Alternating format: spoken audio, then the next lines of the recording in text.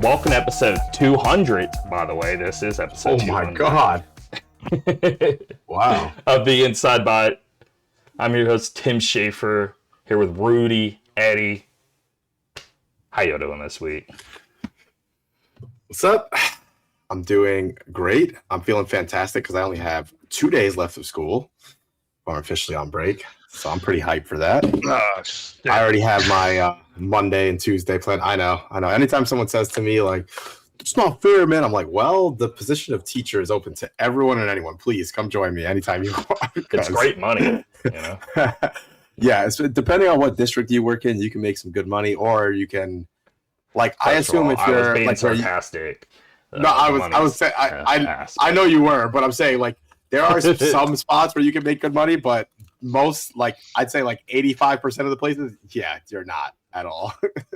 It's either you actually truly care, or the exact opposite. You're just an utter piece of crap, and you're just doing it because you don't know what else to do with your life, I guess. Like, I live in a place where you can work in, like, an inner city and make pretty decent money. But, man, a lot of, like, in the whole country, good luck, man. You could make, like, freaking $40,000 a year or something. Yeah, so they do. So there is a spot of, like, oh, we know this is a bad area. We will pay you more to teach in this spot. Yeah, because it's almost like there's, like, Title I schools where things are rougher and there's, like, extra funding and things like that, you know?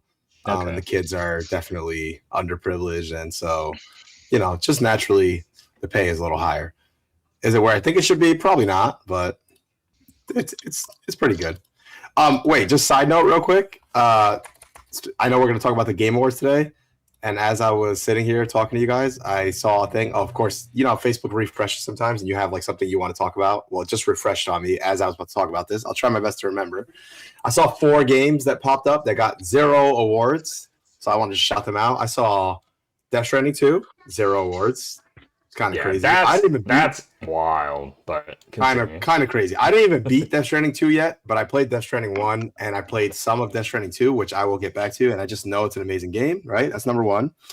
Ghost of Yotei, which I've been playing, I probably put 50 hours into it so far, and that game is amazing, so I'm pretty shocked that game got 0 awards. Kingdom Come Deliverance 2, I haven't played yet, but I know Eddie's been all over that, or the first one rather. And my buddy who beat the second one says it's like one of his favorite games of all time. Pretty shocked about that one. Then there was one more in the corner, which, dang, I can't remember which was the last one that got 0 awards. But anyway, I just saw a thing that showed those 4 games got 0 awards. So I don't know. Some people are pretty upset. So we'll talk more about it, I'm sure. But just wanted to shout that out real quick. Well, it's because we all know, like, Clear Obscure grabbed so many. I mean, you would think, like, okay, you can get some of the major, but they're winning, like, indie game. Now, again, they are not an indie game. They have a publisher, and a big one at that. You're not indie.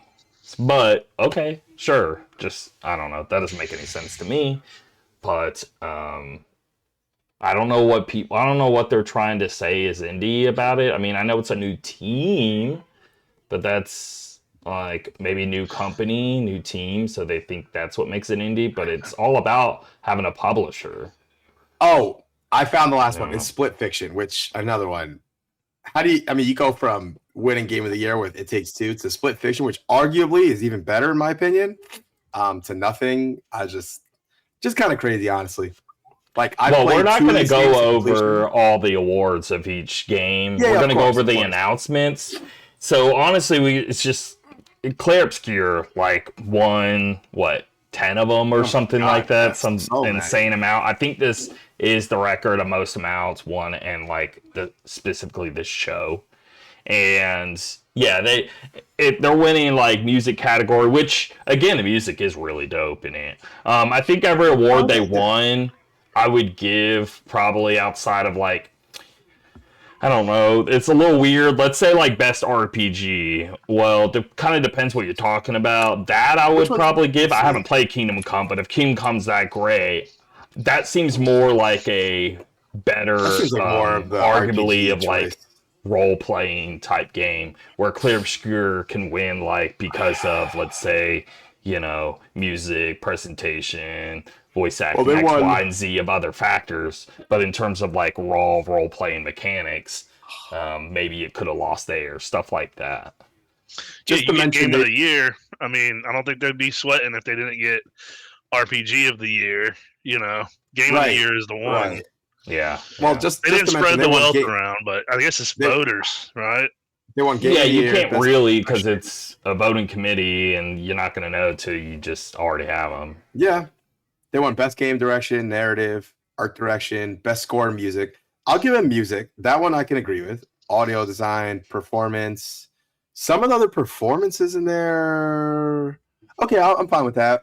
Performances, me personally, I'd give it to, because I played both. Death Stranding should win there. Wait, Death Stranding's actually not in here. Should win in performances. That doesn't make any sense. But it was Clair Obscur, Ghost of Yotei, Clair Obscur, Silent Hill F, and Indiana Jones. It's like you put Clair Obscur in there 3 times. I mean, can't you throw Death Stranding 2 in there, or at least once? Yeah. Let's see, what other ones did they win? Clair Obscur won best debut indie game. Like, to me, that's pushing it a little bit, just a bit, Like, I think Dispatch should have won best debut indie game. That to me was like a breakout indie game. That was really, I really played well the first episode of that, by the way. So good, man. And it had some really cool, some really good, prominent, big like YouTubers and people in there that I didn't even realize were in there. Which I thought was really cool. Let's see what other. Clair Obscur won best RPG. We talked about that. People were going crazy over that. They think Kingdom Come Deliverance should have definitely won that. Again, I haven't played that game, but I know it's a hardcore RPG where your decisions really, really matter, which is like at its essence what an RPG is all about, right? Yeah, you can be a shithead, you can be a hero, you can be a coward, you can be... Clair Obscur is a much more baseline RPG, like linear. Introductory. I'm not knocking Clair Obscur. It's a great game, but it is very, very much a way more elementary RPG, right? It's not... There was no time where I made a decision in Clair Obscur and I'm like, oh my God, I can't believe how it played out. It was like, there's a decision at the end, pretty much. That's it, really. I think a lot of people consider RPG like if you have stat points. That's RPG. And I know that is an RPG. I mean, it's one of the elements, but there's other elements. Exactly. Yeah. I know if we want to split hairs here, technically a role-playing game, okay, fine, I get it, right? But come on, let's get a little more technical here. You have RPGs and then you have like RPGs, right? We know what an RPG, like Disco Elysium, like that's like a hardcore RPG, right? Yeah. And then you have Kingdom Come Deliverance 2 and things like that. So, I mean, people are just a little. If 2 people play the game, can they have completely different experiences? And probably not. With Clair Obscur, it's like they're telling a story. They're hitting the beats. It's not role-playing game in my head, if you're trying to get at like its core, I think would have to do with like your choices and paths of like what like around building a character or building a party, and like all the different paths you can have and all the different builds you can have and all the different choices and all that sort of stuff. That's what I encompass as like the most RPG of elements.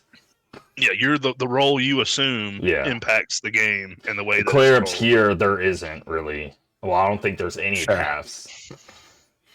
Yeah, definitely not. So anyway, just wanted to put that out there. Shout out to those games. And for my beloved Hollow Knight, only won one award, which again, which one? I think it definitely deserved more. I think it was best action adventure game.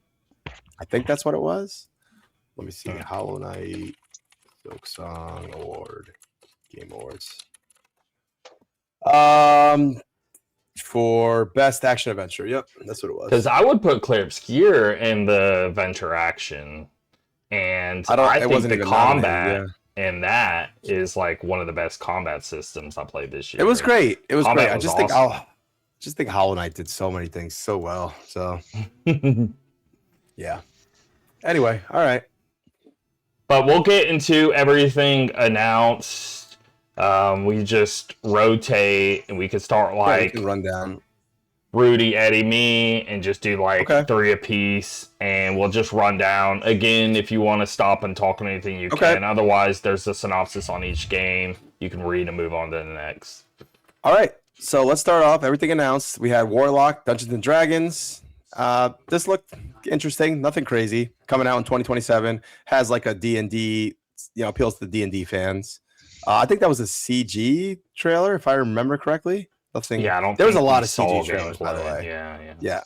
Then we had Gang of Dragons. Very cool trailer, but again, another CG one. I feel. Have I seen this guy's face before? By the way, I feel like I've definitely seen his face. I don't know, but this isn't another Yakuza game, but it's the same dude. Feels like it. Who like makes them? He's like one of the main directors. Is making this. I don't think he left them, but he wanted to like make a whole new game and not have it connected to anything, which I think is cool because now you actually could start here and not have to feel like you need to play X, Y, or Z before you jump in. Oh, I have seen this guy. It says starring Don Lee, and I typed in his name. Okay, I definitely have seen this guy before in movies. That's where I saw him before. Okay, so it's the model is based on a real guy. Okay, I knew it. All right. Anyway, it was a really cool trailer. Guy, big dude beating people up. Yeah, I'm in. It looks cool. So anyway, then we had The Forest 3, which is a sequel to Sons of the Forest. Another one. I haven't really ever gotten into these games, but they always look pretty interesting. So yeah. Have y'all played any of them? I haven't. Yeah, because I'm not into the genre. I haven't played them. It's like a survival game, right? Yeah. I haven't ever played them. I've always seen them from afar, though. I played 2 with my stepbrothers, and it's pretty cool as far as like playing with other people. It's got good like when you're inventory management and stuff like that. But yeah, I've never like got super heavy into it, but I have played it. The last game had a 3-legged lady that she was silent and like pretty much she wasn't nude. I think she was like in some kind of weird like leotard thing, but my stepbrother fell in love with her and I killed her. And he just talked about it for a week. Like, it'd be so much better if Virginia was here. Like, it would be so much easier. She could carry stuff for us. I'm like, oh, dude, please spare me that shit, bro. This game is introducing, like, showing astronaut and getting in, like, alien stuff. Was that a part of the others? There is some weird-ass story. Yeah, there is some weird-ass story. So... probably, yeah. You're fighting like I know the enemies are like they're not zombies, but they're like wild men, basically, like rabid motherfuckers. People who have lost their humanity, basically. Like they'll be, But I think there is some kind of implication that it is, alien related. Okay. Wow. All right, and then we got Tomb Raider, Catalyst, and Legacy of Atlantis.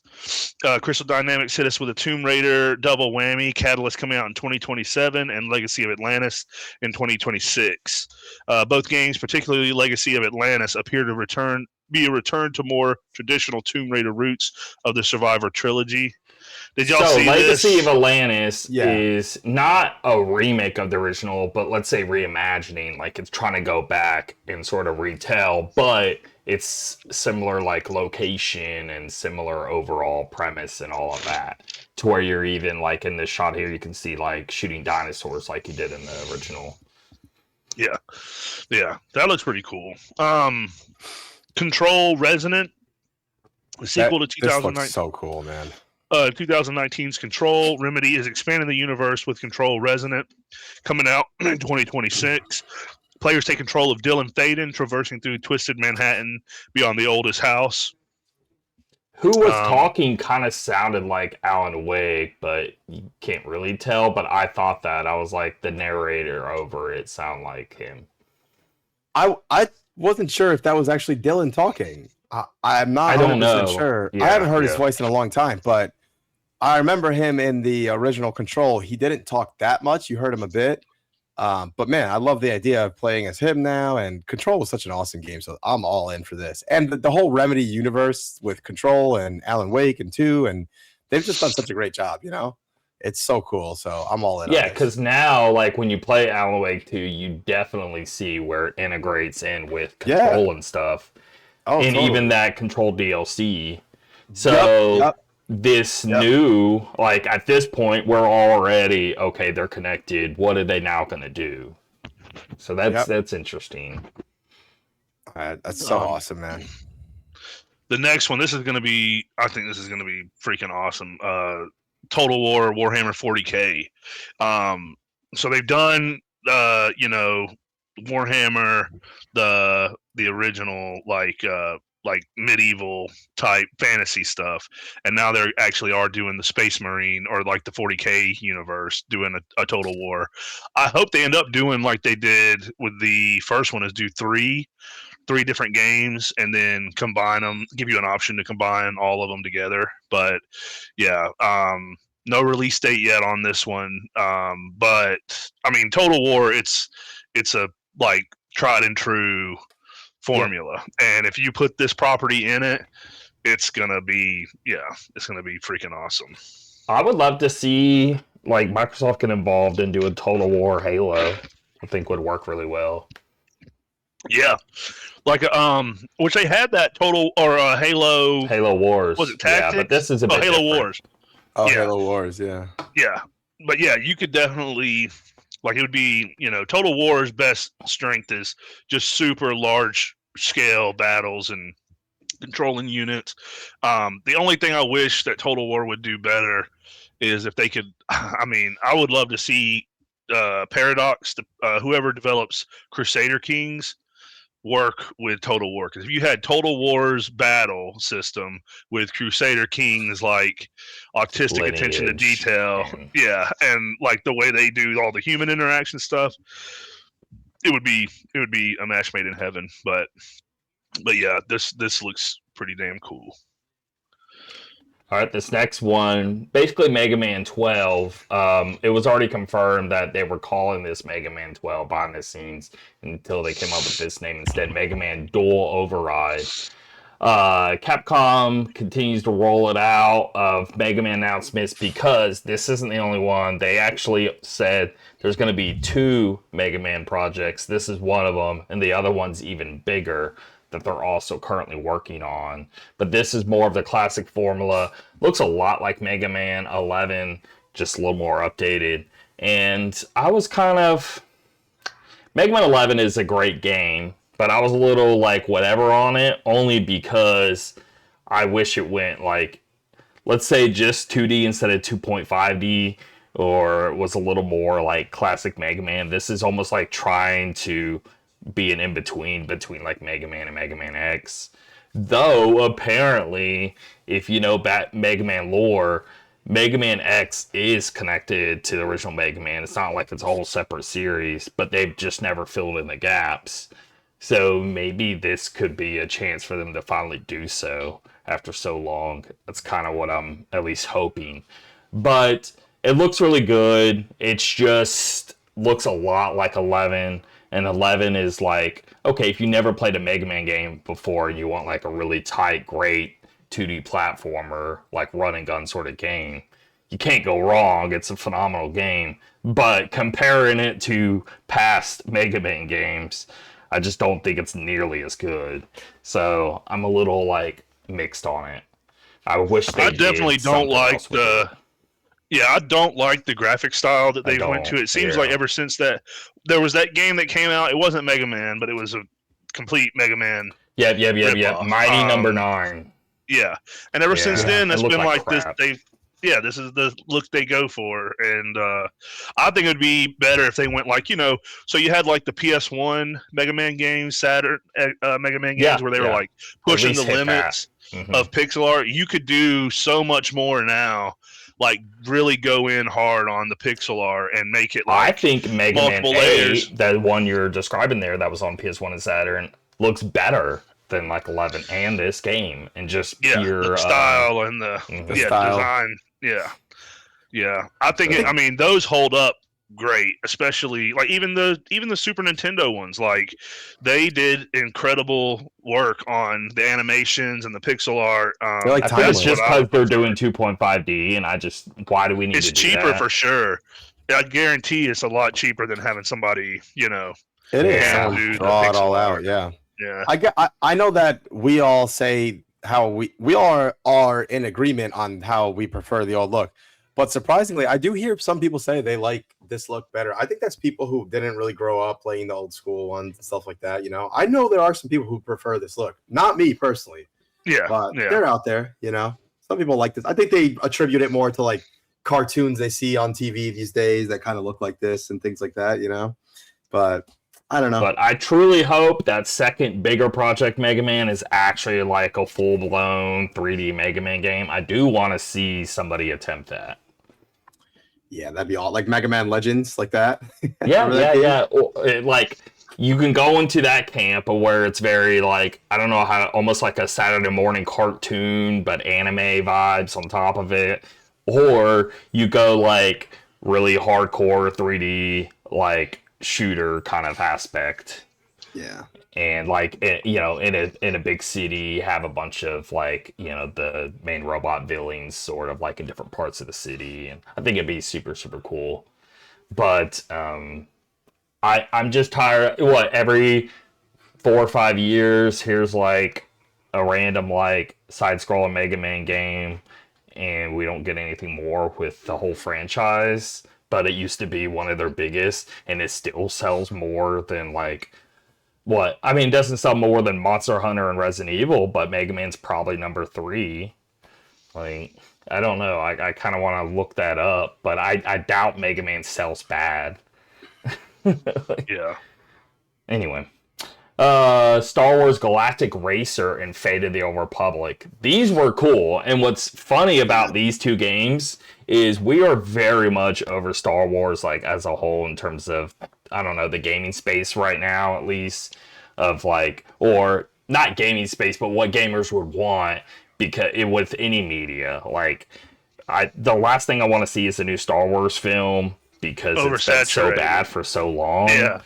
Yeah, oversaturated with dog shit. It's like one thing to have a bunch. It's another thing to have a bunch that's shitty. But what do people do like? They like Star Wars Racer a lot, the pod racing, and they love the Old Republic. So those are like the only two things you could feel to where people would be happy on it. And then I just find it funny that these are the two games, because any other Star Wars anything, people are very much over.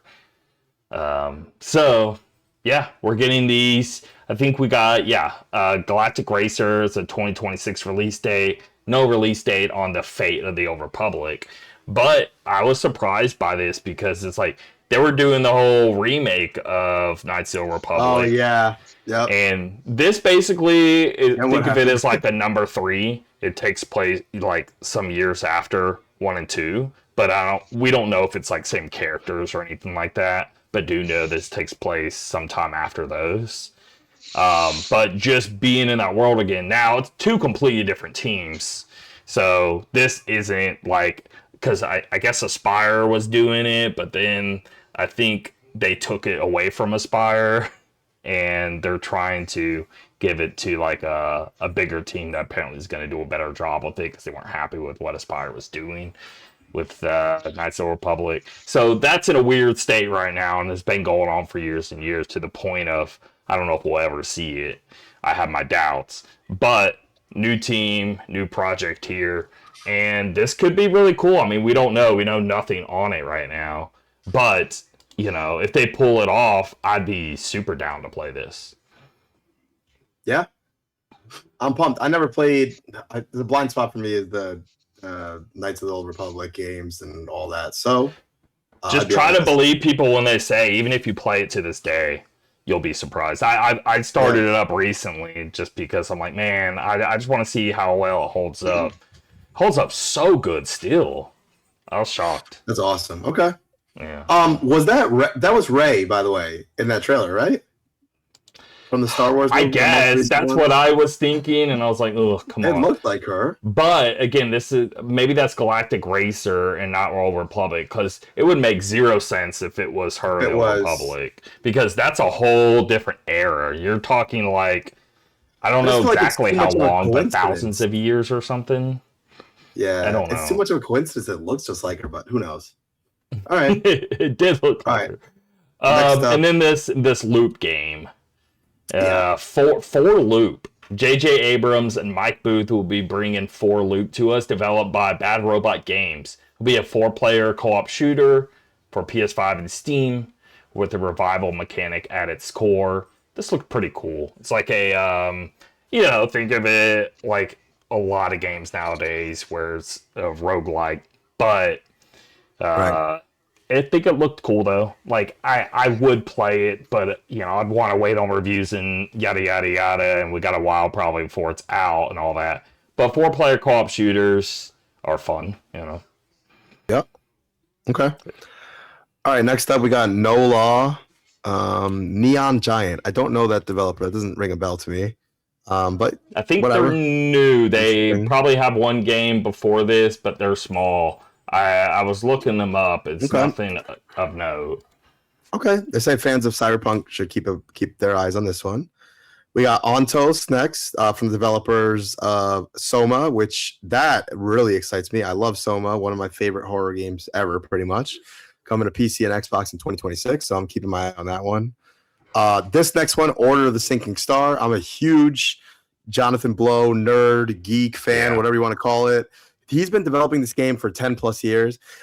What kind of disappoints me a bit is every time Jonathan Blow comes out with a new game, his trailers always appear in like a quick little sizzle reel, just comes and goes. No one pays any attention to it. And I know better. I know that it's always going to be some like freaking like, okay, some really smart genius level guy makes a game and it's in there. And people are going to love this game, and people who play are going to see it's like brilliant, but no one knows that yet. But when it comes out, people will find that out.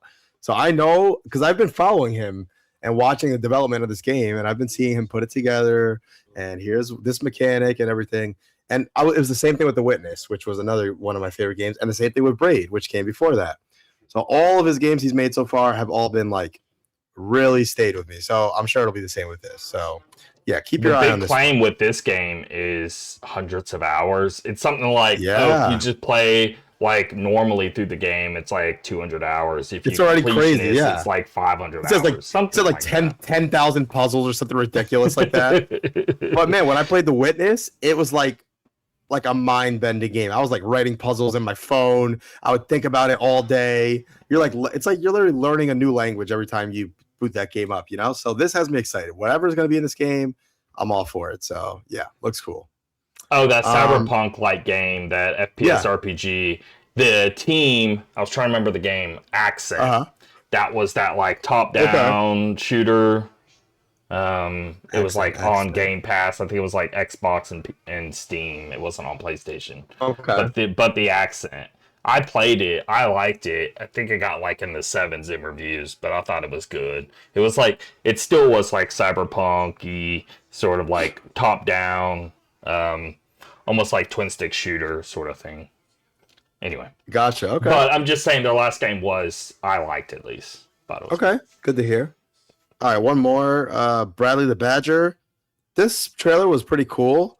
Evan Peters will star in Bradley the Badger. It's like a 3D platformer with like a lot of satire in it. It was kind of out there, high energy, kind of wacky. And then they had like a live action part that they showed too. I don't really know what to expect with this game, but it gave me like Conker's Bad Fur Day vibes, kind of. Yeah, like Banjo-Kazooie. Like Banjo-Kazooie stuff going on. Yeah. Evan Peters. Is that the dude who plays Oh, this guy from American Horror Story. Okay, yeah. Yeah, the dude who played Jeffrey Dahmer. Okay, he's the one who's playing it. Okay. Yep. Oh, he's a good actor. Yeah. He was in The Office as well. I think he was like nephew. The nephew who Michael Scott was spanking him. Yeah. Yeah. Okay. Yeah, that looks interesting. Cool. All right, and then we got Stupid Never Dies, developed by former Capcom veterans known for Devil May Cry, Resident Evil, and Dragon's Dogma. A zombie action RPG coming 2026. Did you see this trailer? I did, yeah. Yeah, I was underwhelmed at first, and then the more I watched it, the more I'm like, okay, well, it doesn't look terrible, but it kind of looks like that Chainsaw Lollipop. What was that called? Oh yeah, Lollipop Chainsaw. Yeah. That sort of vibe of a game. It just looked a little like cheap and sloppy. So I don't know, but maybe it's early in development. It's got that neon vomit on the little picture. I'm like, oh, Yeah. The Free Shepherd releasing in 2027. Looks to be an adorable game about a dog herding sheep. This actually reminds me of like the PS2 era games. I thought this was neat. Like the Zen, sure. like they're like what like are the Shadow two? of the Colossus sort of vibe. Yeah. And then that's what this reminds me of, and I think that would be. This looks like it's going to be a good one. It's like Death Stranding environments, but you're running around like as a ram trying to get these like goats up in. I don't know if you're a ram or a dog or what, but yeah, it says a dog, like a sheepdog, and you're herding sheep. Okay, Coven of the Chickenfoot. Bruce Straley, formerly of Naughty Dog and his studio, Wildflower, has announced Coven of the Chickenfoot. This is an exploration and puzzle-focused title. It looks like it's got the cell shading going on. Let's see. Decrepit. It's just very moody atmosphere kind of game of like people from Naughty Dog. Yeah. Decrepit, while they're let's see, Decrepit might be one of the Souls-likes worth looking into, and impact first-person combat and brilliantly grotesque horror elements. While there's no release window yet, playtests will be available soon. But first-person combat of Souls-like sounds neat. Yeah, I mean, I feel like first-person medieval combat is super damn clunky, but maybe they can do something. I mean, I always feel like I don't know where my shoulders are. That Chivalry game, they do a good job there. Exactly. Yeah, that is. But it's my gonna big be thing hard. is like not knowing exactly where I end. So like if you're doing like really tight dodges and parries, like it's hard to, You know what you need, as goofy as it sounds, you need motion control. Like if you got Joy-Cons, because you actually will have your hands where they need to be. Exactly. Now you'll be able to pull anything off. Yeah. Audio Mech. Basically, this is what was that game? Audio Surf. It's the guy who made that, which I actually really like. And you just load it up with whatever music you want to, of whatever's like on your computer. I'm assuming maybe you can hook it up to Spotify or something like that. But pretty much, think of just like action shooter, but you're playing along to your music and the enemies are forming based off of like, the different types. Like, there's going to be a big difference between listening to like a slower track to a more fast pace, or like a hip hop compared to a metal, stuff like that, in terms of what interactive visualizer. Yeah. They got a demo on Steam, it says. So I want to try it out. A shot. And then we have Orbitals. It was announced for Switch 2 as a quirky, stylized 3D platformer with a heavy anime aesthetic, set in a sci-fi world. Be coming out in 2026. Seems to be only coming to Switch. And then we got a Divinity announcement. Now, I guess this was the thing that they kept like showing the image of. Yeah, of like, what is the game gonna be? It's basically Divinity Original Sin 3, which I think is a cool announcement. And they updated 2, by the way. I want to say it dropped yesterday, the day before, to where like it got like next gen upgrades, so like PS5, Xbox Series X and S, did a ton of PC updates, and also dropped it on Switch 2. And so, which I'm hyped because I kind of wanted to go back and play it like on Switch, but the resolution and frame rate, and I was like, but I would love to play portable. And out of all games, like especially like they need to get Baldur's Gate 3 on Switch 2. But anyway, it's a really good portable game. They updated it though for Switch 2, and it looks and runs a lot better. And so I'm hyped. I just installed it actually. And I want to. You can import your save from PC, like you link it to an account, and it can share across whatever platforms you have, and how that works too. So, if anyone has yet to play it, I mean, basically, they made 1 and 2. They made some other stuff, but Divinity Original Sin 1 and 2, and then it led into they make Baldur's Gate 3, and then they're saying this third Divinity Sin Original Sin is their biggest game yet. So, which is that's kind of weird because Baldur's Gate 3 is how big? So I don't know how you're gonna go bigger than that. But that's what they're saying. Okay. I so need to get into these games. I think I told you guys, I tried to get into Divinity 2. I don't know what it is. It just wasn't getting into it. So I got to try Baldur's Gate 3 sometime. See if I can get into it. Just wasn't, I don't know. I can't even say it wasn't my kind of game because I like some games like this. I think, and maybe a lot of people disagree because they play single player, but I think they're good co-op games. They are. I tried to play with my buddy.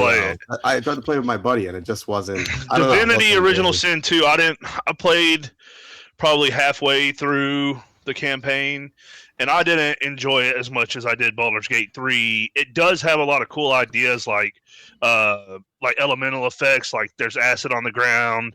You can play around. Like they'll have one where say there's oil. You can knock down an oil bucket. Any of the enemies standing in that, you hit them with fire, and it just fucking blows up the whole screen.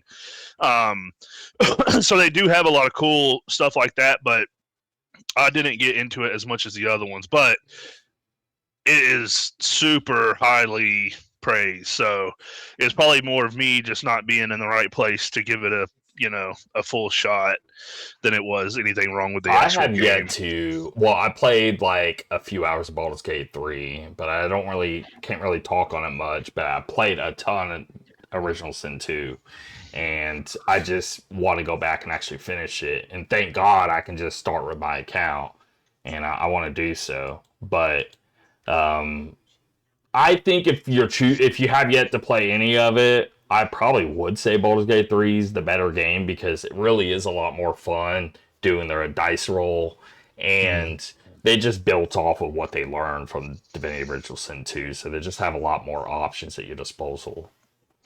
So it's kind of weird because it's no matter how great this game is, the fact that their Baldur's Gate 3 exists, why not play that one instead? But gotcha. Okay. All right. Next up, we got Out of Worlds, a closer look. It's a stop motion game. I really love the aesthetic in this. Looks really, really cool. It says fans of the Split Fiction, It Takes Two game should look into it for another co-op adventure. If it looks like this and it's a co-op game, I'll definitely check it out. So I'll keep my eye on that. We got Saros releasing on April 30th, another game by Housemarque. I really loved Returnal, so definitely I'll be into this. So yeah, definitely check it out. That's not coming out. I assume that's coming out on PS5 only, right? They've confirmed that, I assume, at this point. Yeah, I don't know if they said anything about PC. I think it's just PlayStation. Okay. We got 007 First Light. Lenny Kravitz joining the Bond world as a villain, it seems. That's pretty cool. March 27th, 2026. Pretty cool. I'll be all over that. And finally, we got Solasta 2, release date and cast reveal. Solasta 2, a D&D 5th edition CRPG, comes out March 12th, 2026. And Ben Starr will be... I feel like Ben Starr is going to become another... he's the new Noah North or Troy Noah North? Yeah. Yeah, so he's going to be jumping in there. So yeah, another... I like all these release dates. That's nice. So we're getting a lot of those. Yeah. So Solasta 1 is really, as far as D&D games go, it's really, really good. They did a good job with converting it over. It came out before Baldur's Gate 3 and kind of got overshadowed, but it's a lot of the same gameplay because it's based on the same rule set and everything. Next we got Hitman Mila Jovovich joins Hitman World of Assassination in a limited time target, winking at her film role in the Resident Evil franchise. The mission will thus be themed around Resident Evil Patient Zero. That sounds pretty cool, actually. That sounds cool. I can't believe they're still... Yeah, they're still doing content releases for World of Assassination, so that's pretty cool. That is crazy. Lords of the Fallen 2, which I never played Lords of the Fallen 1, but I played the original Lords of the Fallen 1, like before they rebooted it. Yeah. Receiving its first gameplay reveal trailer, continuing the series' dark fantasy aesthetic, while hopefully refining gameplay. And this must be a new expansion. So Guild Wars 2 Visions of Eternity. Guild Wars is celebrating its 20th anniversary along with the release of Guild Wars 2 6th expansion Visions of Eternity.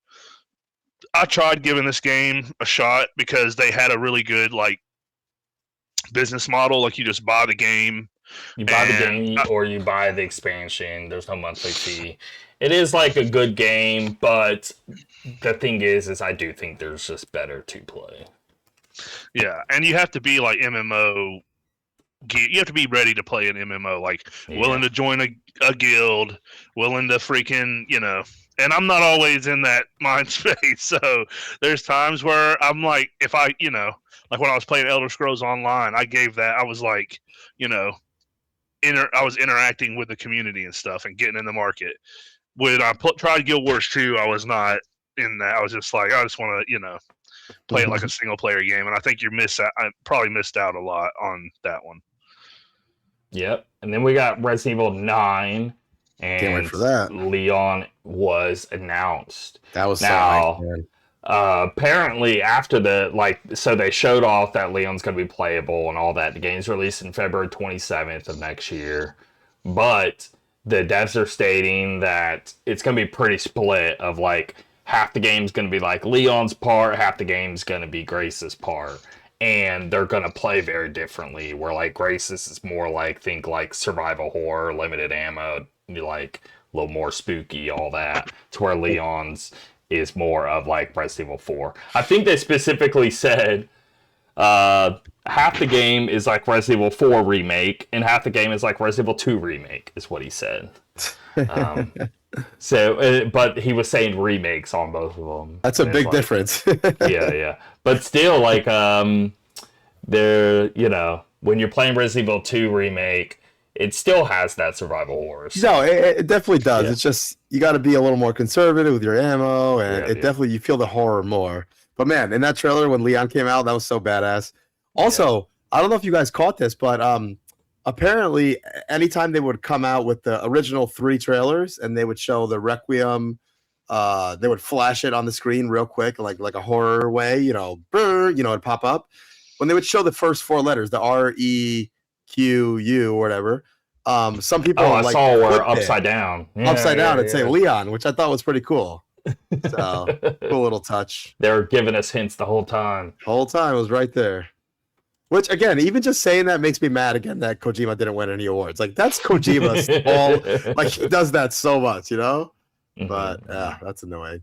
But anyway, I'm definitely excited for 9. I mean, I've loved every Resident Evil game. The only one I haven't played and beat is the first one.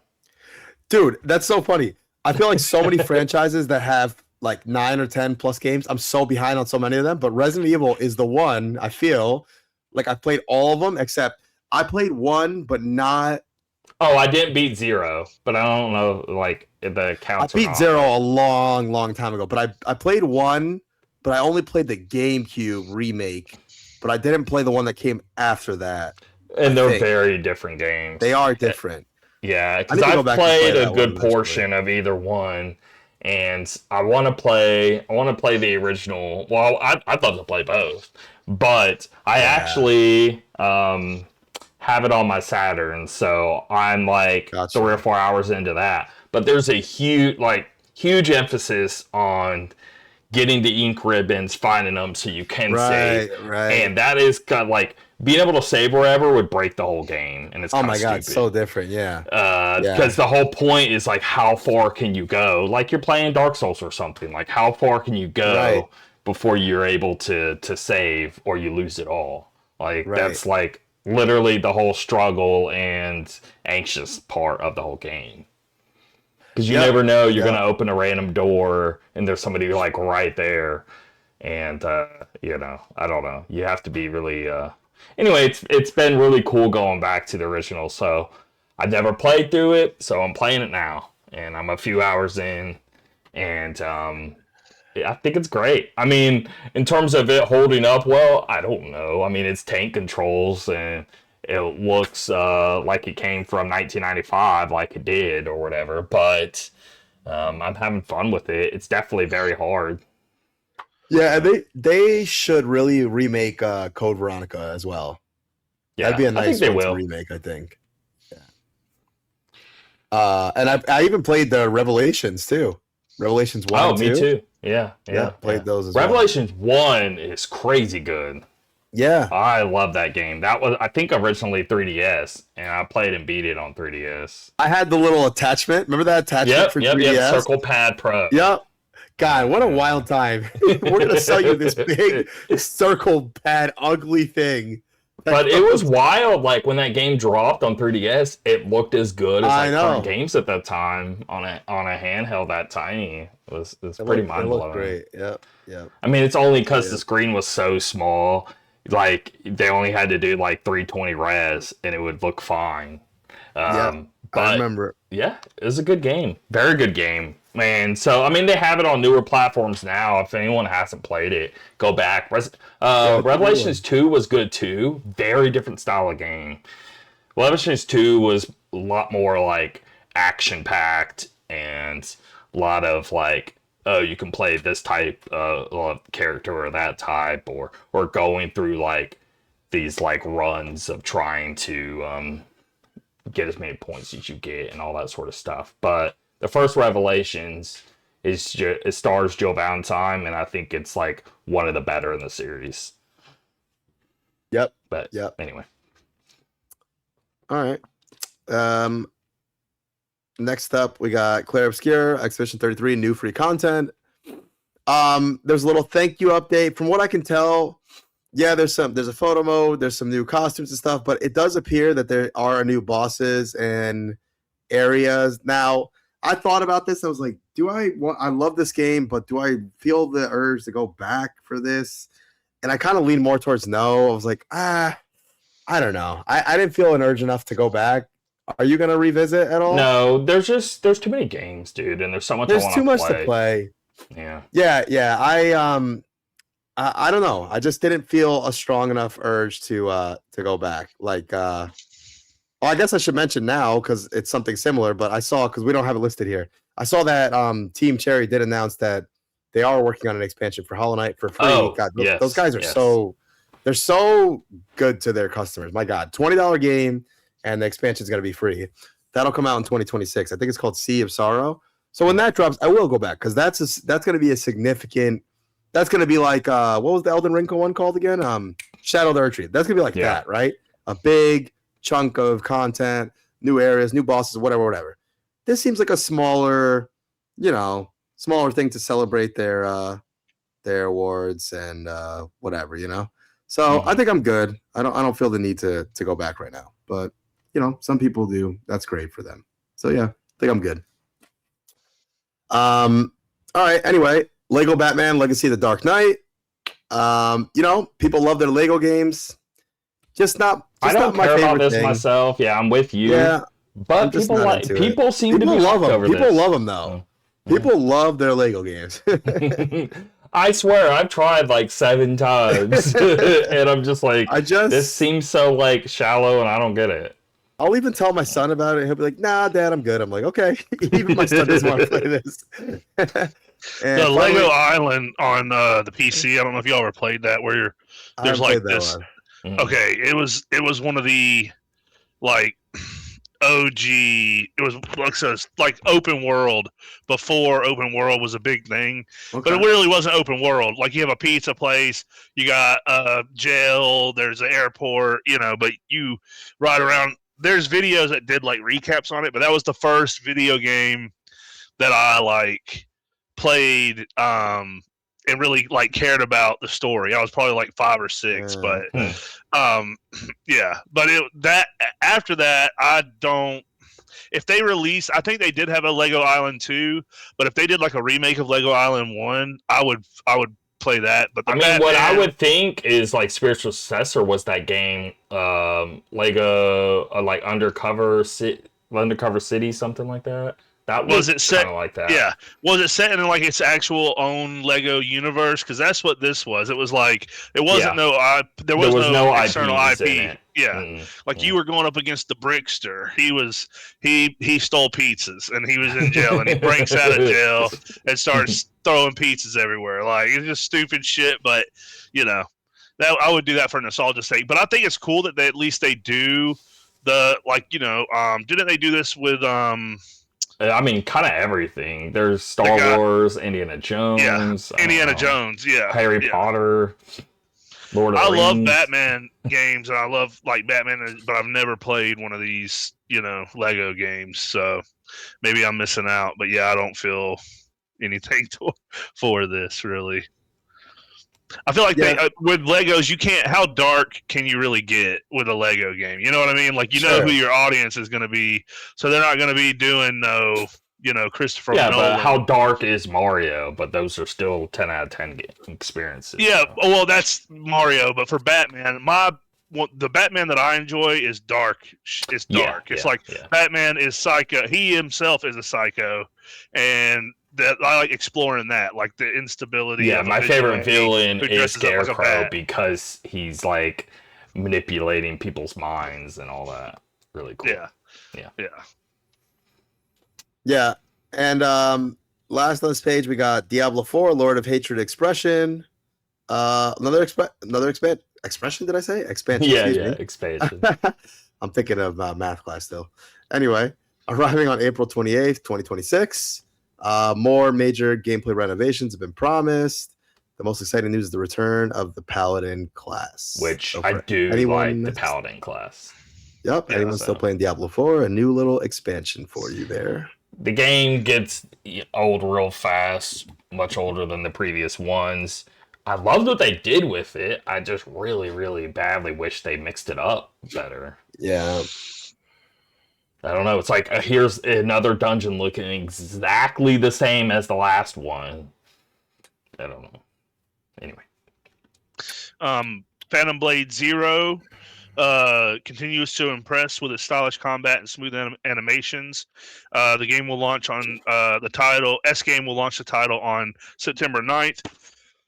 Excuse me, of 2026 for PS5 and PC. This is the Is this the game made by Game Freak? What is that samurai game made by Game Freak? Oh, this is not it, is it? I don't have faith that Game Freak can make a game that looks this good. I want to say it is. What's the Game Freak? This is S-Game. Game Freak. Developer and publisher. Game.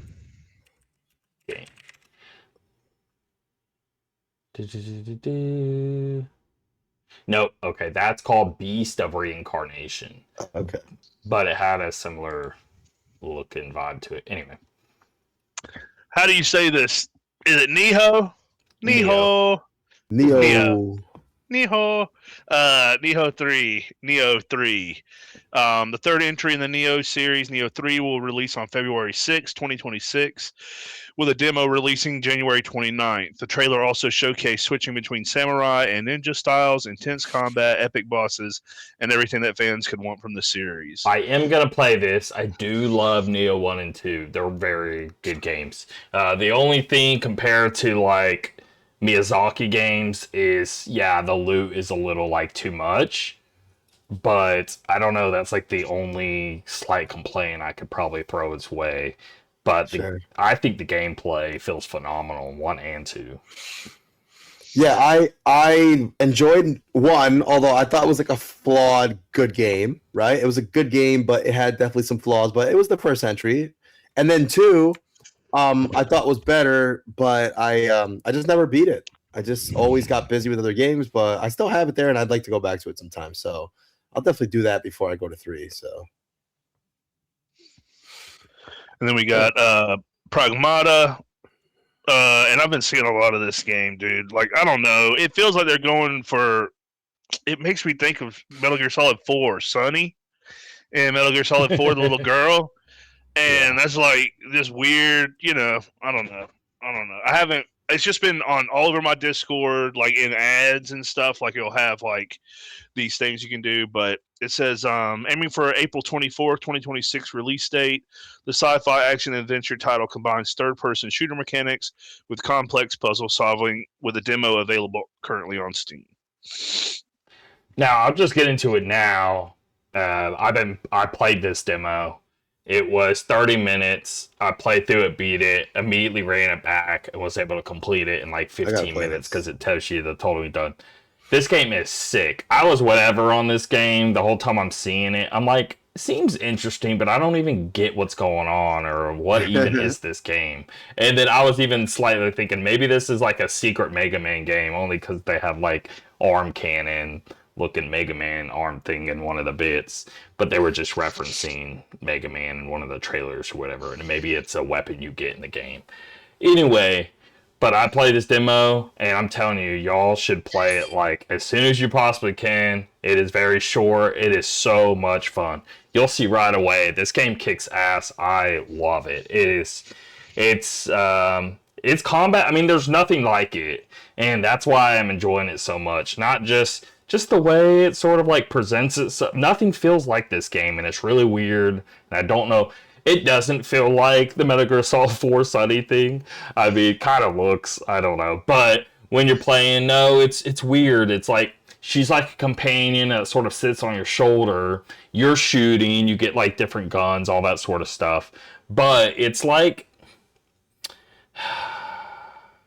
it's like puzzle platformer action game thing. But the puzzles are more like combat puzzles. They're not like platforming puzzles or trying to figure anything weird out. It's more of like what type of gun works with these enemies, and as you're okay, here's an example. So you'll get a gun where you can shoot like a big net, sort of like yellow shield thing, and anything that gets caught in that is like stunned up a bit. So you can like stun a whole bunch in that circle. Then you use her to sort of like hack the enemy, and once you hack them, which you're holding like left trigger, right trigger shoots. If you hold left trigger and hit Y, B, X, A, whatever you need to do to move this sort of squares on a grid through this path to get to the final destination, but you're hitting like X, Y, X, X, B, A, whatever to sort of move this stuff with her as you're running and shooting with you. So you're sort of doing two characters sort of at once sort of thing. Think like Brother Tell Two Sons, but you're like shooting with like two different characters or doing different actions at the same time, and that's what makes it a whole lot of fun. And then once they're hacked or whatever sort of thing getting accomplished, now they're all like, they take like massive amounts of damage, because normally you have like this basic pistol and you have to shoot them probably like 15 times. Once they're hacked, now it's only like 4 or 5 shots and they're dead. So as you're shooting them and weighing down little, you're hacking them at the same time, so you can do like a lot bigger damage. But as you're doing the hacking game, you could find items throughout your exploring of like, oh, now you applied a shield on yourself, or a multi-hack, so now I can hack 3 people at once as long as they can connect to each other instead of just one at a time. And so you're sort of hacking as you're shooting and fighting, and then there's like cool boss battles and really neat enemy types, and I just thought it was a blast and super fun. It almost feels like it's not as fast as Vanquish, but it reminded me a lot of Vanquish, of just like how things looked and felt and stuff like that. Looks incredible. It feels incredible. Like I was able to play like on my rig 1440 at like high settings on everything, easily like never dropped below 60, and had a really really good time with it. And I didn't have to use like any FSR or DLSS or anything like that. I just turn all that off to see if I could hit 60 is what I do in games, and if I start to dip, then I'll start applying those. But if I can just ignore the AI upscaling, I always do. Is the demo not out on PS5? I'm trying to download on PS5. It's just Steam. Oh, okay. Yeah. Now, this game's dropping on everything. I want to say even Switch 2. But, yeah. It definitely feels a console-like game. It definitely would work better with a controller. So I don't know why Steam's getting it in terms of the demo. But I don't know. It feels... I was like, I haven't played a game like this before. And she's actually like pretty like funny little bits, but it don't try too hard. I don't know. Like one of the bits was like, I really need to be able to like get back to Earth. And she's like, well, you're only playing a demo right now. I doubt you'll be able to get any contact with Earth in this part. It's like their sort of fourth wall breaking thing, and I was like, oh, that's cool or whatever. But I just think it was incredibly polished and felt great. It looked great, all that. One of the better looking games I've seen in a while. So okay, anyway, I downloaded the demo huge now. Praise for it. I loved it. Very cool. You're muted, I think, if you're. Oh. Yep. Oh, there we go. Yeah, I'm gonna play it tonight, maybe. Oh, nope. I hear you. Yep. Okay, I'm gonna play it tonight, maybe. I didn't realize it wasn't on PS5 or anything because I was gonna download it there, but whatever. I'll just play it on my computer. No problem. Super short, 30 minutes max.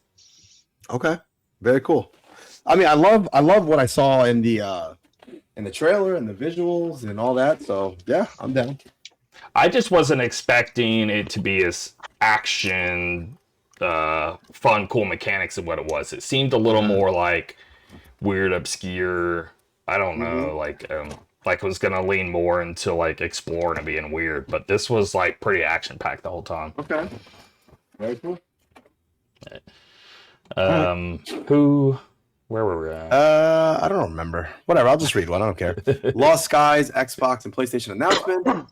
A 6-player co-op multiplayer survival game on Steam. Q1 2026. Okay. Sounds good. Don't really have much more to say about that. Next, Warframe new ominous trailer. God, I feel like I've been hearing about Warframe for so long. My God. I think when I first got a PS4, I think it dropped on PS4 launch. Wow. That's a long time. Wait a sec. PS4 launch would be PS4 came out 2013? 13, I think. Because that's when GTA 5 came out. Right? Yeah, was it? 2013. Yep. Holy crap. So that's how long it's been. Okay. Well, Warframe, new ominous trailer. It is what it is. This game, by the way, won an award for something, and I was shocked it won over other games. What was it? Wuthering Waves Game Award. What did it win? Let me see. Players Voice Award. And it won over... Let me see. Hold on. I'm going to tell you right now. It's like game to look forward to the most. It won over Hollow Knight Silksong, Genshin Impact, Dispatch, and Clair Obscure Expedition 33. What is this game? I need to know what this game even is now because don't know. I need to know what people like about it. What is this? I don't know. Weed crap. I was just shocked. I think it might even. Through. Let me see.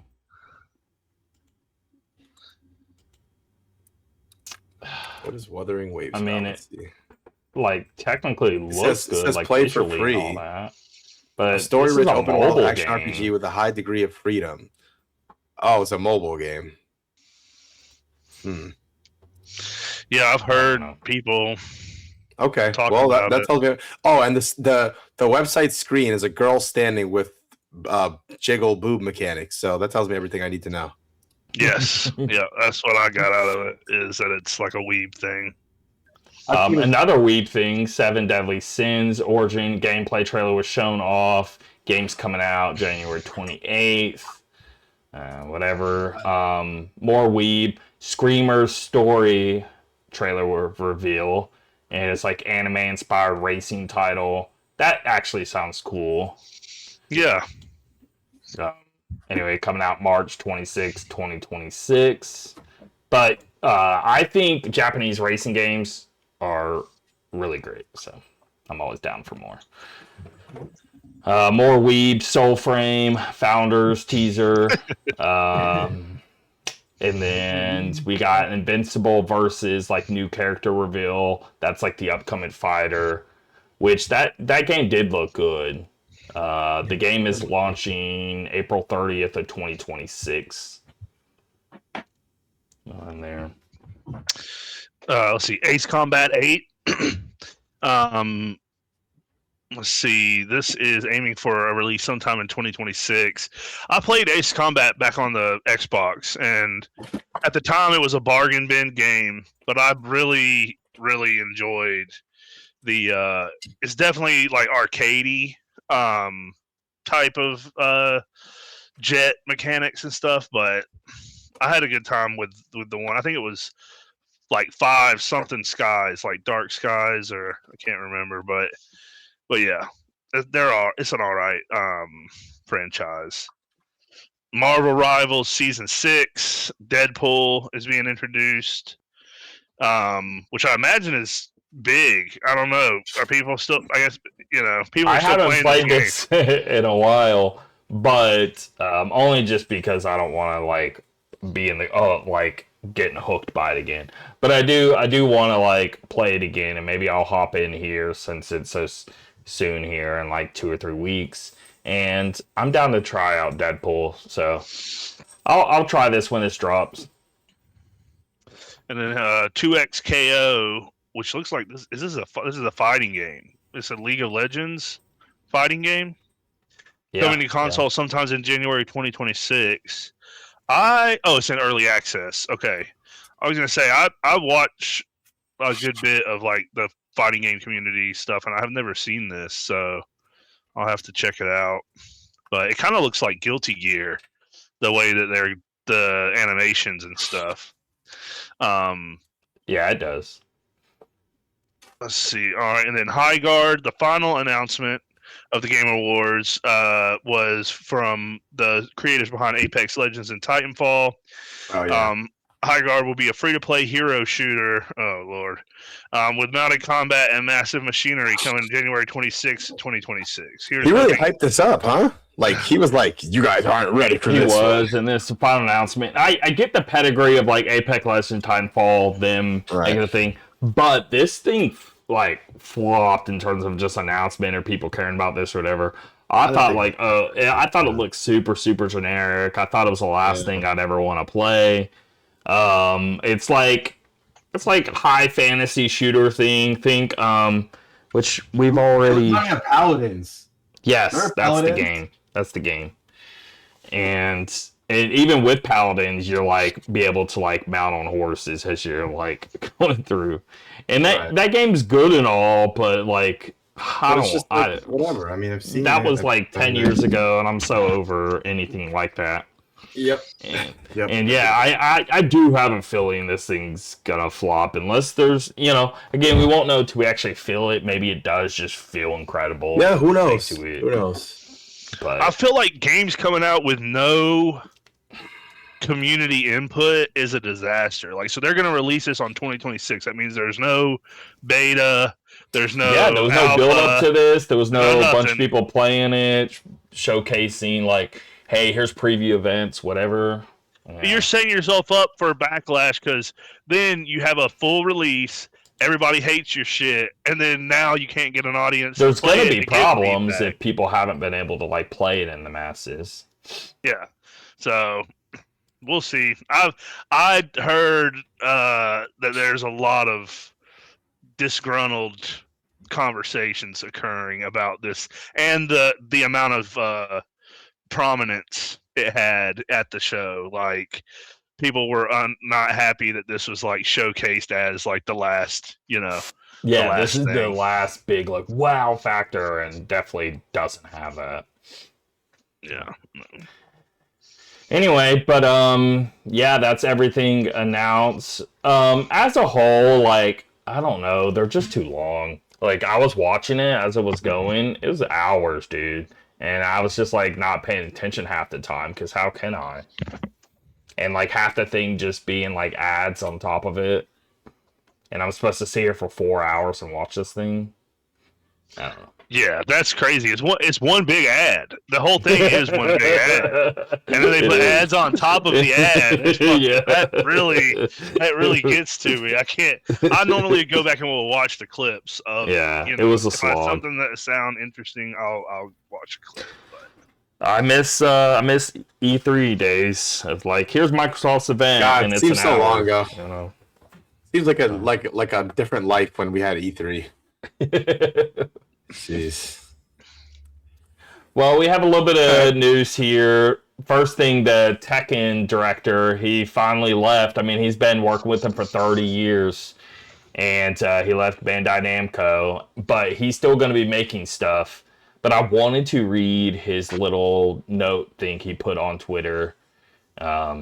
I'd like to share that I'll be leaving Bandai Namco at the end of 2025. With the Tekken series reaching its 30th anniversary, an important milestone for a project I've devoted much of my life to, I felt this was the most fitting moment to bring one chapter to a close. My roots lie in the days when I supported small local tournaments in Japanese arcades and in small halls and community centers overseas. I still remember carrying arcade cabinets by myself, encouraging people to please try Tekken, and directly facing the players right in front of me. The conversations, atmosphere we shared in those places became the core of who I am as a developer and game creator.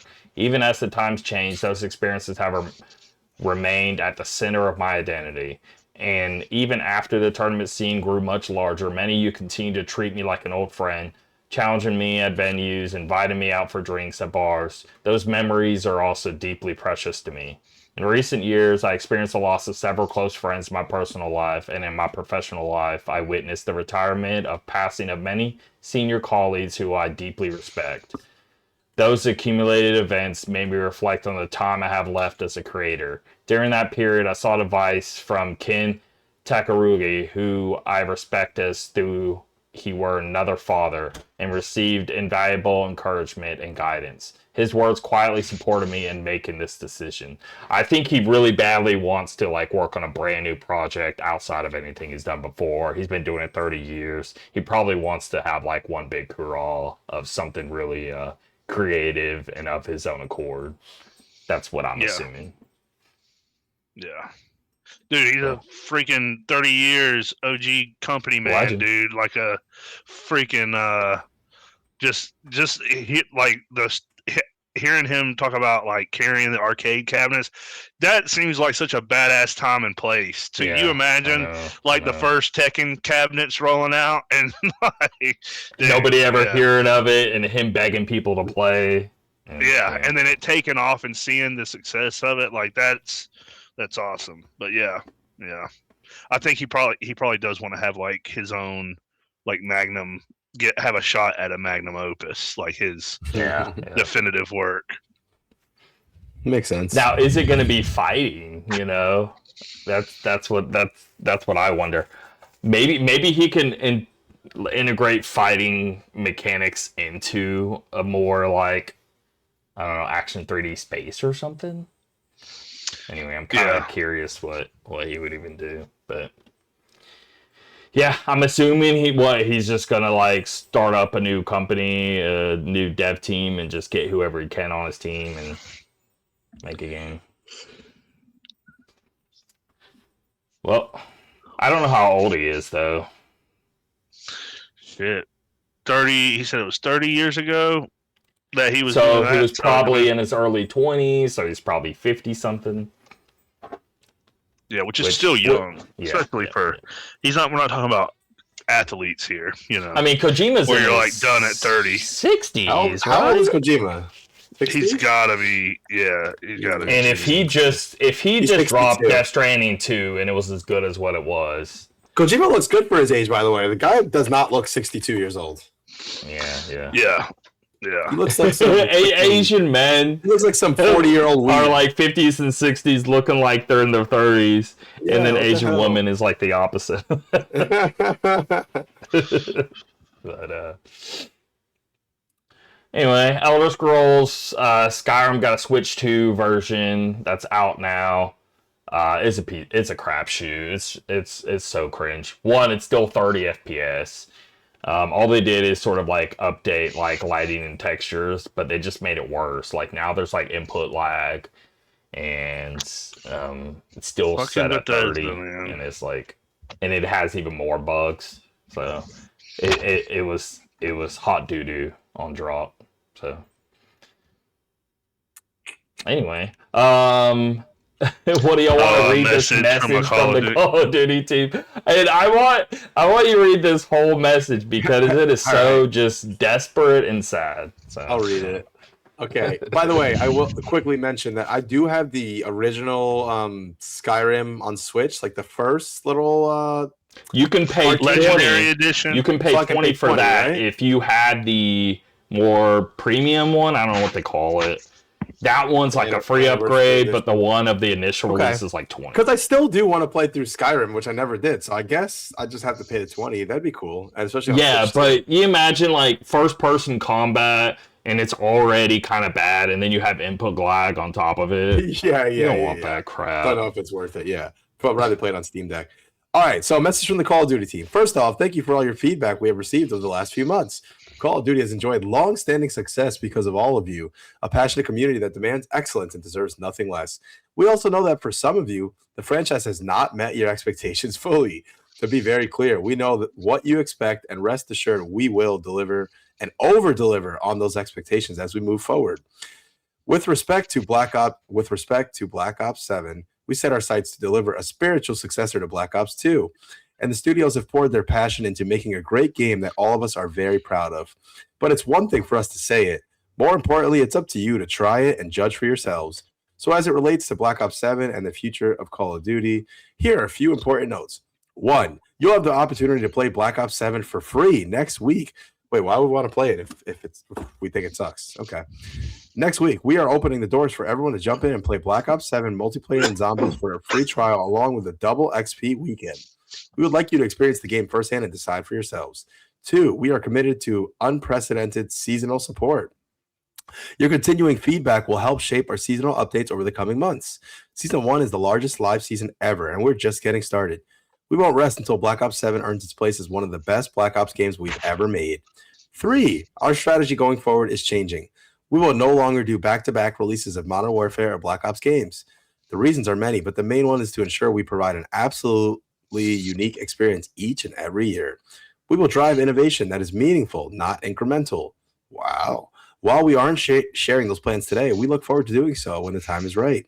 To be clear, the future of Call of Duty is very strong, and we believe our best days are ahead of us given the depth and talent of our development teams. We have been building the next era of Call of Duty, and it will deliver precisely on what you want, along with some surprises that push the franchise and the genre forward. We look forward to welcoming you in, listening to you, and moving forward together. Wow. So touching, and I just believe everything they say.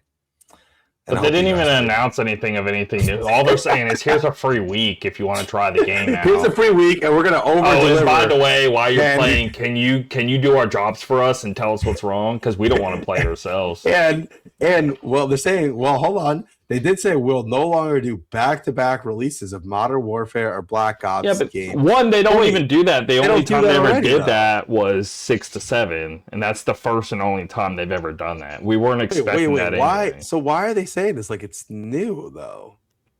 That's weird. Well, because they just did it, and I think people are like, "What the hell? What are you gonna do? 8 next?"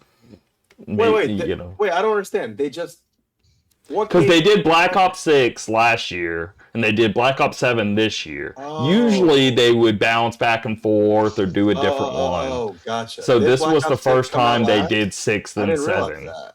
Oh, gotcha. Okay. Yeah, they never do that usually. Okay. Interesting. Oh, yeah. 6, 7. And Tim even did But no, dude, they're basically nobody bought it. They can't get feedback because nobody's playing it. So they're basically begging for people to join on the free weekend and then give feedback. Yeah. Because that's got to be a rough position to be in as a developer. Like, one, you have all this expectation, and now you got to go back to the shareholders and say, "Oh, yeah, we don't really know what's wrong because nobody's willing to play it." So, do you think anyone in their board meeting was like talking about this? And some like intern was like 6, 7. Do you think anyone they got pissed off? Get out, Gary! yeah, probably. Oh man! All right. But Call of Duty's at the lowest it's ever been, and the competition Battlefield is like the best it's ever been, I would say. I mean, in terms of its sales, it sold the most this one than any game in the past of theirs. Not the best position for it to be in. As I mentioned before, Hollow Knight Silk Song has announced in a blog post Sea of Sorrow, a free nautical expansion launching next year. Very exciting. I think I talked about it in the past, but Hollow Knight Original, I want to say they came out with 4 different expansions last time. Obviously, this game is way bigger than that one, so I have a feeling they're going to go way bigger this time around. But yeah, they're going to release the expansion, which will have new areas, bosses, tools, and more. Also, they announced that they sold 7 million copies, which is really impressive. This doesn't include the millions more that played it on Game Pass. To me, that's the sign of a really good game, obviously. They also said they're working on a Nintendo Switch 2 edition of Hollow Knight Original, which I think that'll draw in a bunch of more people, which is pretty cool in 2026. That'll be free for all the Hollow Knight owners. That will have updates, enhancements, high frame rate modes, high resolutions, more graphical effects. So yeah, pretty cool announcement overall. So yeah, good news. And we already talked on that last one. Yeah, we talked about Divinity. So yeah, pretty cool. Let's get into what we're watching, what we're playing.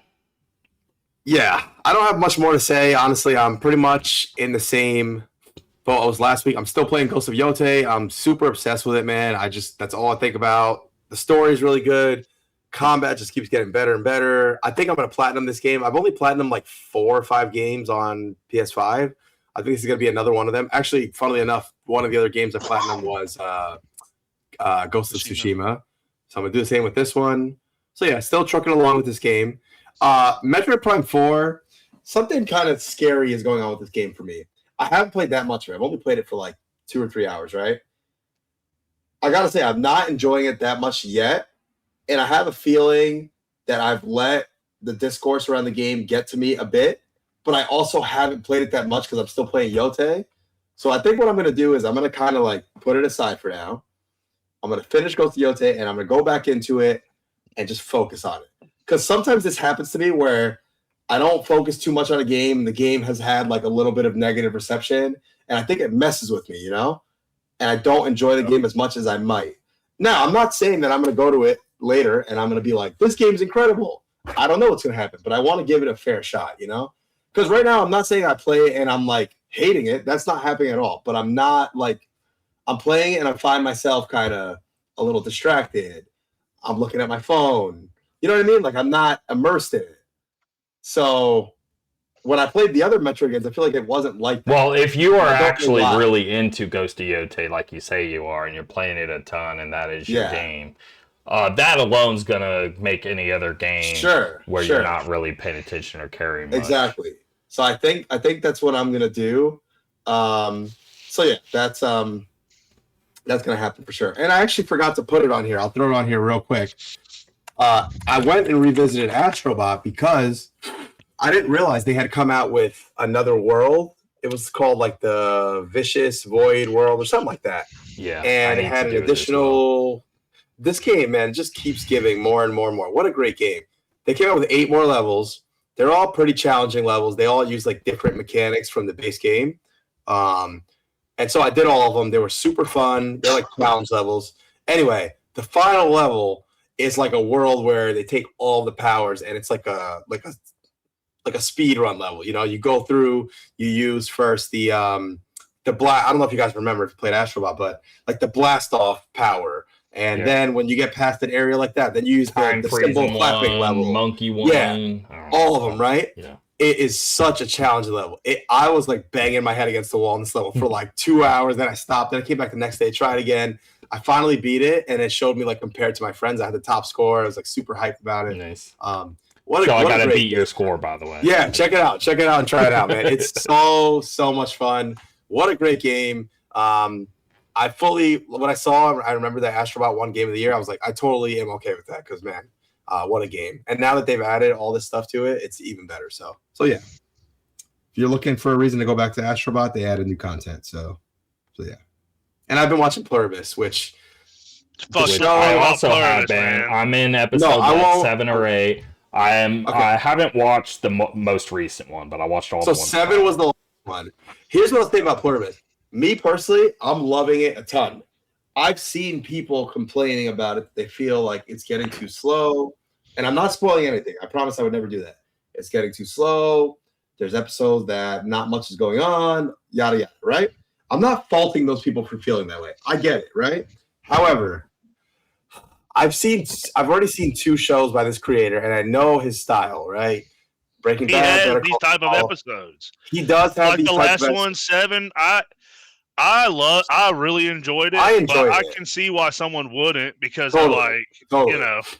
I love the shots. The shots in the last episode were so amazing to me. Like I love the cinematography. There were literally sections where it's just the person walking through an area, talking to themselves. But man, something about it, and it's always building up to things. There's like so many little details that you have to notice and look out for, and that's just the kind of viewer I am. I like stuff like that, So it doesn't bother me. And I'm not sitting here saying that every episode is freaking boring, nothing's going on. There's stuff happening, but it's kind of a slow burn, And this is the first season, and I think there's such a wider story that's happening here that you have to do these things. Now, episode 1, by the way, draws you right in immediately, and episode 2, kind of same vibe. But then episode 3, 4, they slow down a bit.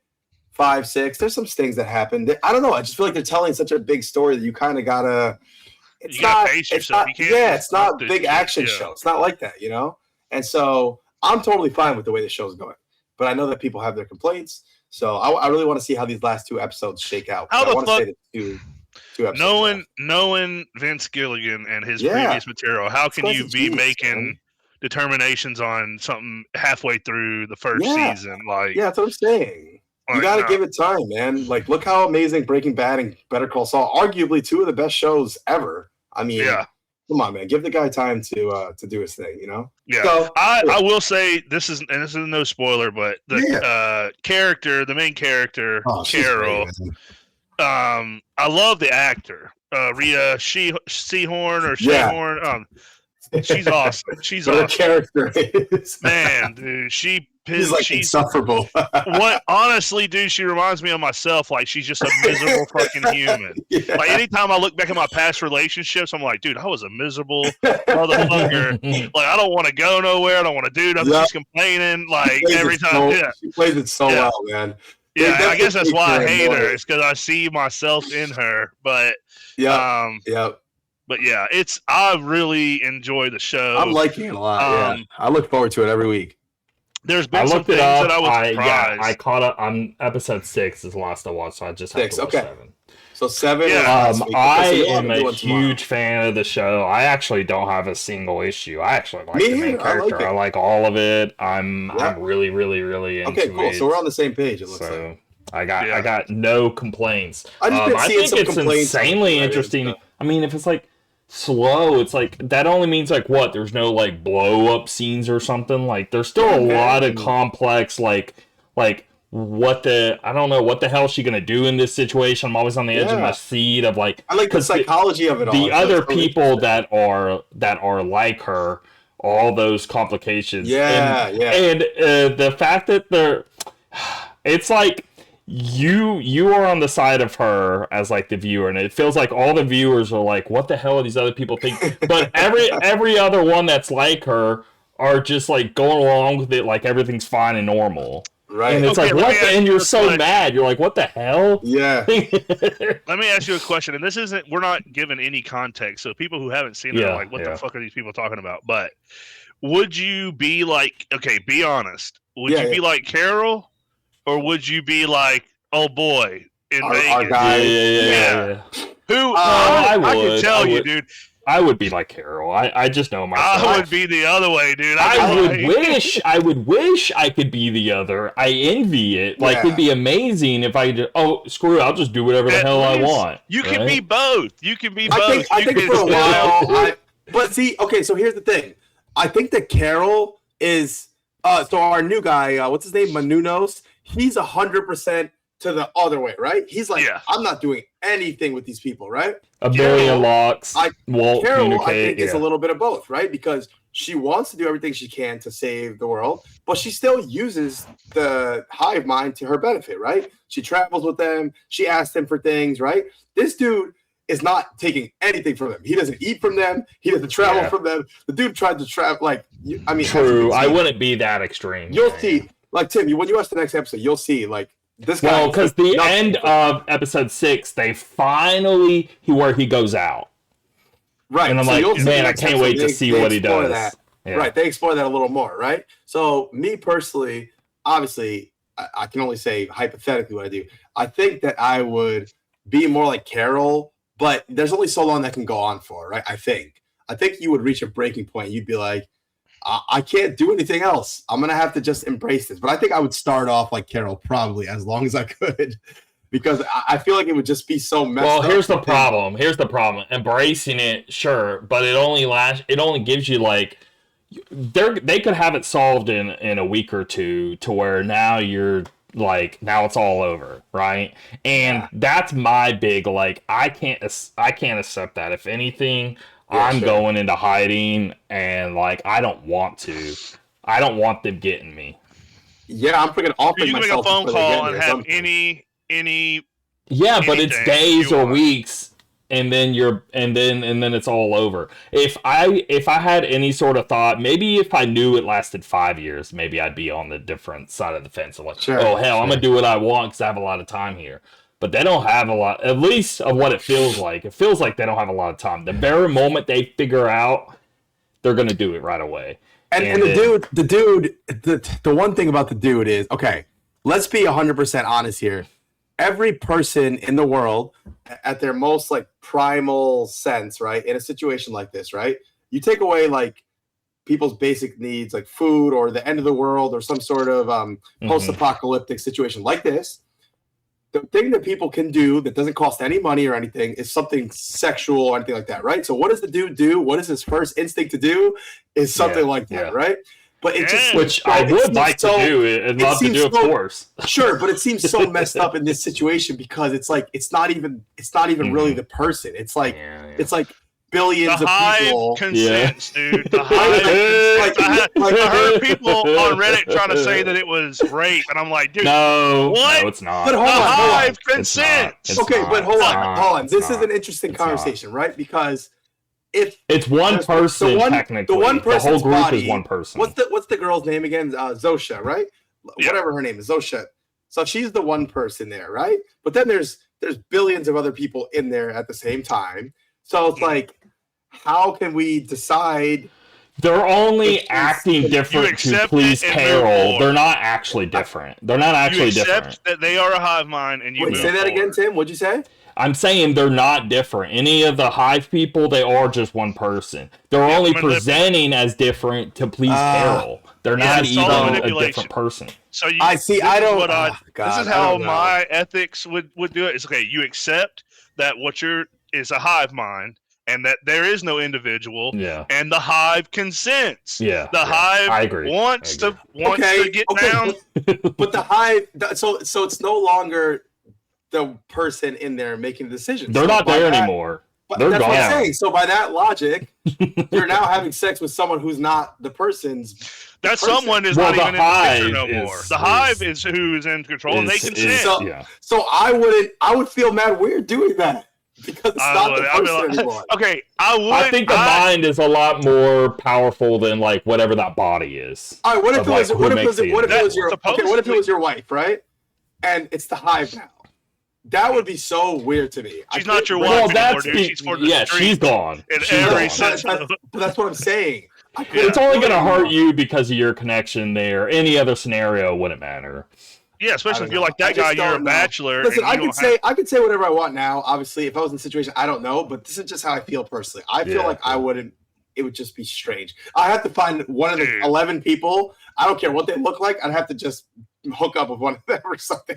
One of the 11 people who are themselves. And then that would be that. But I would get on the phone and be like, okay, because then they have like, so John Cena, the vessel of John Cena is still walking around. So that means the vessel of all these other women that you've, grown up, be like, yo, get so-and-so down here, get so-and-so. Okay. And then you're hooking up with the dude just as much as a chick. You're hooking up with John Cena just as much as you are to Angelina Jolie. We have to know how exactly. It's the person. It depends how this thing works. Can they do a thing where I've seen movies sometimes where they can pull back and send one person's consciousness forward. If you were able to do that, we don't know that. Great, maybe but we don't know. I think that whole thing, because they insinuate or they try to imply that the people are still there, like so and so is still in there, but I think it's just their memories and they basically strip their identity, because otherwise they'd be like, hey, I don't want this person doing. There's no way they would just immediately be okay with giving up their vessel. I think that now we don't technically know. Maybe there's a seed of them and they're actually technically struggling inside, and we're screwing them up, and we have no clue. Like they're imprisoned. They could be in prison. It could be something like that. And then that would mess themselves do things. Exactly. Yeah, they're watching themselves do things that they don't want to do, and they're like, "Oh God!" Then I would feel bad if I knew that outcome, but I don't. I don't know those questions, and then it's no ethical weight on your shoulders. There. Yeah. You don't want to know. Don't ask. Don't tell. I don't want to know how this works. Just no. I'm mostly joking, but I know there's a part of me that if I was in that position, dude, anything you want, I'd be like, dude, I want to go to Japan. I feel like I would have teleporting powers, but technically I'm getting on a jet and flying an hour or two, and I can go wherever I want. I would be. My experience would probably be closer to the guys who's like getting Air Force One and stuff like that. So, but I guess maybe presenting to them, I would be trying my best to be nonchalant and having fun. But in the back of my mind and in my resources, I am building all these secret resources and a way out. I guess that would be the ideal in my head of how I'm treating that. It seems like they got a really fundamental flaw where if you scream at them or get angry at them, they all fucking freeze up, and you could just keep doing that. Just keep doing that. Interrupt their crazy. plans. Which we'll go ahead and say, because no context kind of doesn't matter, but she is, anytime she gets upset and they do the spaz out, because again, at any moment they can just sort of start shaking, and now they're hitting their head against or crashing in a car, blah blah blah. 10 million are dying right there, and then the next day she kills another 10 mil, and I'm like, I would feel really terrible. The Indian lady who's talking about her son and. I want to see more. I want to see more torture of that woman. As far as I don't like when her. She asked the kid about the gynecology utensils. Oh yeah. What do you? And she's freaking out. I want to see that times 10. I want to watch her break, dude. I want to watch her get beat down and broken, and have forced to accept that she's living in an illusion. I need to see more interactions between Carol and that group for sure. Yeah. Because I'm in this situation and my kids are now of the hive mind, I am not considering that my kid. I'm telling you that right now. I gotta let him know. I'm telling you that right now. That is not my kid. But I wouldn't. I agree with you, but I wouldn't stop trying to find a way to bring them back somehow. I wouldn't. Sure. Yeah. I'm still gonna bring them with me. Well. In certain situations, right? There's going to be things where I know I can't show them X, Y, and Z because I'm working things in the background of how to get out of this mess. Yep, but I agree. Yeah, I don't want them dead either, because if I'm able to fix it, I need to be able to save them Yeah, reverse. Yeah, and there's been implied that it can be reversed. Oh yeah. We don't know, but that's what they're saying. It's possible. Anyway, I froze up. Are you there? I lost. Which makes Oh, there we go. there's got to be those because there's no way. Oh. You I guys think still there? I dropped. Well, yeah, I think we're all caught up. Good. I was gonna say Okay. one more thing. I think there's got to be some strong arming going on because there's no way that they're able to completely suppress all these people. You know, the people, all the billions of people that are in the hive mind. How are they just instantly okay with it? I mean, they say like, "Oh, it's perfect." It's like you can't believe, but how are they just instantly okay? So one thing I've been wondering. No, this is that's a good question. that's what they imply is that they have all accepted it, but it's not. They're saying they actually like it more. Like they remember. They still have the memories. They say this, hey, I still have the memories, and I'm telling you right now, I like it more like this than what I did before. What if they're speaking the truth is the big thing with me. I'm like, man, what if they genuinely are happier on the other end? But there's no way of us knowing because we're not. Yeah. Now, I don't believe it. There's got to be more to it, of course. Like, they're talking crap just so you join them, right? That's where I am. Yeah. But in the back of my mind makes me think, like, what if they do this as the twist of the show, right? What if at the end, let's say, oh, now she's one of them, and then somehow you're able to see the inner workings and realize, oh, they were right all along, and it's better this way. Well, hearing the Vince Gilligan's freaking interview, he was saying some really mighty commie shit, dude. I was like, fucking. He's like, maybe this is the best way that we should go. Like, maybe this would be better than what we're living through. And I'm like, I don't know, man. You got to stick with the individual. I wouldn't want to, obviously. Yeah. Like, no way. But yeah. I'm just saying, I see that as being like the twist of the show, because there's got to be something, right? There's got to be some sort of like, what is going to be the wow factor? And all I love it. Because it feels like a Star Trek episode that is turned into a whole series. Because Star Trek, like especially the original series, they would do this. Kirk would go down there and mac on all the honeys, and then figure out he'd find like a rock that had this little alien in it, and he'd free them all. But this is going to be like who knows how many seasons of this. So this is the kind of science fiction that I really, really enjoy. Yeah. I think it's phenomenal. Just like, I don't know, screenplay writing of just like the premises of like coming up with how all the things work and building the universe of it all. Like really, really, really talented stuff. So I love it. Yeah. I'm also praising like Metroid Prime 4. I'm actually pretty deep in. I'm about 15 hours in. I think the game's phenomenal. I think every like next area is cooler than the last. I'm in like a snow area right now, and the game looks beautiful, runs incredible. I'm having a blast with it. Really neat. I don't know, like aha moments of like trying to figure this out or that out. I guess it's always the struggle of like, man, how do I get to this, or where the hell do I go? And then like you realize it, like when you're playing a Metroidvania, and it was like, oh, it was here all along, and I just didn't see it or something like that, and it'd give you those rewards like that. But I think the game is super solid. Maybe it has like a weaker second half. I don't know. But I'm kind of like on the fence of like, I don't even get, which it's not getting terrible reviews. It's in like the high 8s. No. But I think, like to me, the game, I don't really have much negatives outside of like, maybe if you're not the type of person that likes Metroidvanias or like getting lost and can't handle that, because you are definitely going to be trying to figure out like, how do you get to the next thing you need to get to? And that's kind of, but that's literally since the first Metroid, literally. Like every Metroid game does that. That's kind of the point of the series. So I don't know. I've been playing a ton of Pokemon Unite. It's just basically like League of Legends, but Pokemon.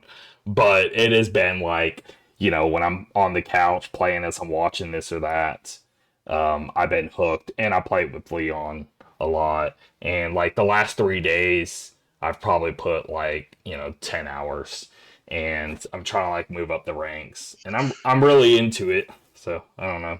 There's that. Anything more on what you want to talk to? What you're watching and playing? I think that's it for me. Okay. Let's pull up new releases here. I have a website I go to, and then we'll get out of here. We are almost done with the year. This will be the last one of releases. Let's see. So we got 18th through the 31st, which isn't much. We got 2 games. System Shock on Switch, so Switch and Switch 2. The System Shock remake is hitting that December 18th. And then Adventure Reborn is hitting Switch December 30th. And that is it till next year. Right. All the games have released. So, all right, boys. there you have it. Sounds good. Any final comments? Well, I'm going to be on break here coming up, so I'll probably have Metroid Prime Deep by the time we meet again. And finally, maybe start Metal Gear and Death Stranding, finally. So. Yeah, I've been playing Metal Gear Delta. I've been having I've almost beat it. I've been playing. You were playing it in a different mode, white. right? You're doing black and white. You were doing top down. Yeah, and it's really. I mean, I've had a really good time with it. Some of the boss battles have been hard as shit, and with that legacy camera, dude, like the fear was because you can't. It's not like third person where you see the whole map. They are freaking. You're looking down basically. You have to go into first. You have to manually go into first person. But yeah, I've had a really good time with it. I love Metal Gear, dude. Like Where I you wish at they would exactly? come out. I just got done escaping from the prison after I was tortured. So I got tortured. Where you go through the sewer, you jump out like it's Shawshank Redemption. Or what? Yeah, Not even yes, Shawshank Redemption. yeah. It's like actually, it's like Fugitive. The Fugitive. You know where they jump out of the sewers right there. And at the end. I did the Sorrow. So I just beat the Sorrow, and So now I'm getting ready to go pipe down Eva. And you're close to the end there. Yeah. Yeah, man. I keep thinking back on it, and I'm so glad I played 3. I've been crapping on it like my whole life of just like I don't get it, blah blah blah blah blah, and I take all that back. The game's freaking god tier. I don't know. It's weird that playing it now, like Ocelot is not a villain to me. Like because I played all the games, and now I look at Ocelot, I'm like, oh, dude, he's just a young kid. He's just misunderstood. What's awesome too, Ocelot is great in 5 as well, dude. Yeah, so. And 4, honestly, the ending of 4 made me fucking cry whenever it's him and Old Snake, and they're basically brothers because, he's a surrogate son of, I was like, and so now I have all these memories of his whole life, and I'm watching him as a young man, and I'm like making excuses for his behavior. I'm like, he just shot fucking Snake in the eye, or, fucking around with his gun, and I'm like, oh man, he's just, I mean, the first encounter is great because Snake's just like, your gun sucks. Yeah, and then he shows up. You're gonna want a revolver, by the way. Yeah, and he shows up with the one with ivory grips, and he's like, that's just ornamental. Yeah. And then he shows up with just some regular single action armies. The next time, I'm like, you can tell, dude, he's like looking for a dad. He's like, wants a dad. Yeah. Big Boss is his dad. Mm-hmm, but yeah. Mm-hmm. Sorry, y'all. All right, boys. All right. Well. All right. Until next time. Till next year, we'll be like. Let's see here. Till next year. Episode 200. Wow. When the next episode airs, it will be next year. All right, boys. Have a happy New Year. You too. See ya. Bye.